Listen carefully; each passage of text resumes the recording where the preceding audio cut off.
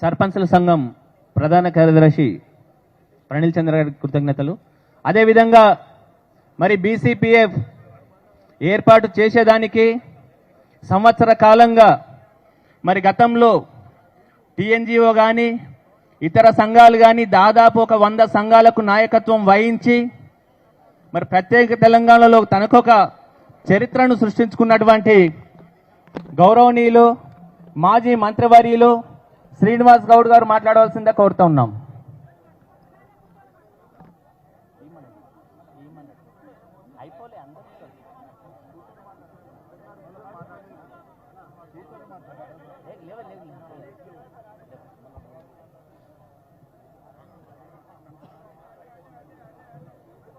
రాష్ట్ర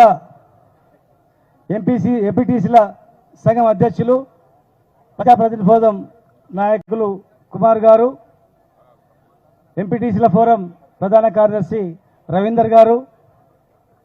సర్పంచుల JAC chairman Yadagoud గారు, ప్రధాన కార్యదర్శి ప్రణీల్ చందర్ గారు, జడ్పీటీ సంఘం నాయకులు రవి ముదిరాజ్ గారు, ఎంపీపీల సంఘం నాయకురాలు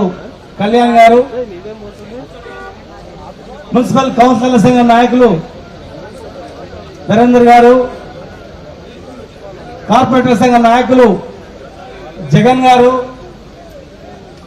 జడ్పీ చైర్మన్ సంఘం నాయకురాలు తుల ఉమ్మ గారు, ఇంకా చాలా మంది నాయకులు నాయకురాలు మరియు మా పెద్దలు గౌరవనీయులు ఈ రాష్ట్ర మొట్టమొదటి మన బీసీ బిడ్డ స్పీకర్ గా ఉన్నటువంటి బస్వనాచారి గారు, ఈ హైదరాబాద్ అంటేనే శ్రీనివాస యాదవ్ ఎవరికి ఏ ఆపద వచ్చినా అర్ధరాత్రి ఆపద వచ్చినా కేవలం ఫోన్ ద్వారానే పరిష్కారం చేసి నిరంతరం ఈ జాతి గురించి శ్రమిస్తూ ఈరోజు హైదరాబాద్ లో ఏ కార్యక్రమం నిర్వహిస్తున్నా నేను ధైర్యం చెప్పి మరి ఈ సంఘానికి మనకు ధైర్యం చెప్పినటువంటి మాజీ మంత్రివర్యులు శ్రీనివాస్ యాదవ్ గారు, గౌరవనీయులు మొట్టమొదటి ఈ రాష్ట్ర చైర్మన్, తెలంగాణ ఉద్యమంలో గడగడ రాణించి సమైక్యవాదులను అన్ని ఉద్యమాల్లో ముందుండి మా అందరికీ ఓ పెద్దన్న పాత్ర పోషించినటువంటి గౌరవనీయులు పెద్దలు స్వామిగౌడన్న గారికి, మాజీ బీసీ కమిషన్ చైర్మన్ విష్ణుమోహన్ గారికి, గౌరవనీయులు శాసనసభ్యులు అన్న ప్రభాకర్ గారికి, మాజీ శాసనసభ్యులు పెద్దలు జయపాల్ యాదవ్ గారికి, శాసనసభ్యులు గోపాలన్న గారికి, సురేందర్ గారికి, జర్నలిస్ట్ ఫోరాన్ని స్థాపించి మరి తెలంగాణలో జర్నలిస్టులందరూ ఐక్యం చేయడంలో ప్రముఖ పాత్ర పోషించినటువంటి పల్లె రవి గారికి, మరి మా తమ్ముడు సాయి గారు మరి ఒక యువకుడిగా తన సేవలు అందిస్తూ ఒక ఎంపీగా గెలవాల్సిన సత్తా ఉన్న కావాలని చెప్పి కుట్రలు కుతంత్రాలతో దెబ్బకొట్టిన మళ్ళా పులిలాగా ఈరోజు ముందుండి నడిపిస్తున్నటువంటి యువ నాయకుడు సాయి గారు, మరి ఈ ప్రాంతంలో రాత్రి నుంచి తెల్లాళ్ళు కావలు కాస్తూ సామాన్య కార్యకర్తల నిలిచి ఈ రోజు ఈ కార్యక్రమాన్ని నిర్వహిస్తున్నటువంటి సహకరించినటువంటి మా తమ్ముడు జయసింహ గారు, ఇంకా చాలా మంది దయచేసి వేదిక మీద ఉన్నారు, క్షమించాలి. చైర్మన్లకు మరి ఎమ్మెల్యేలకు, మాజీ ఎమ్మెల్యేలకు, ఎంపీలకు అందరికి కూడా మా తమ్ముడు మా అన్న పుట్టమధు గారికి, జిల్లా పరిషత్ చైర్మన్, ఎమ్మెల్యేగా మరి ఆయన రక్తంలో ఎప్పుడు ఇట్లా కోసినా కూడా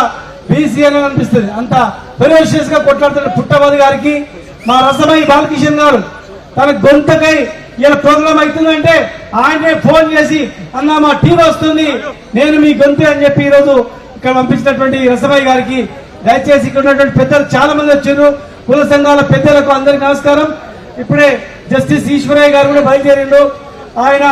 మరి సుప్రీంకోర్టు జడ్జిగా పనిచేసినటువంటి సందర్భం, అదే ఐఏఎస్ ఆఫీసర్ గా రిటైర్ అయినటువంటి ఇంటలెక్చువల్ ఫోరం చైర్మన్ అయినటువంటి మన